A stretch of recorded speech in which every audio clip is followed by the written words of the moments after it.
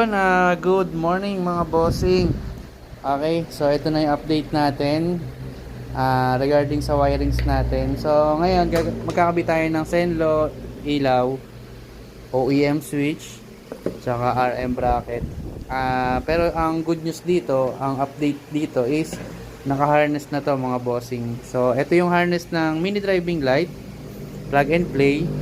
Ito naman yung harness para sa dual horn setup. Okay. Question, bakit magkahiwalay? Kasi mahirap po pagsamahin yung ilaw at dual horn sa isang harness lang. Okay, kaya gagawin natin separate mini driving light, separate yung loud horn. Dual horn, okay? Dual horn to, so back to stock. Gagana pa rin stock, gagana loud horn. Okay, mamaya pag naikabit na dun sa click, papakita ko sa inyo yung magiging layout. Pero ano to mga bossing universal. Click, Mio, NMAX, PCX, ADB, lahat pwede to standard. Pero meron kaming isang variation para sa sniper at sa Grabis.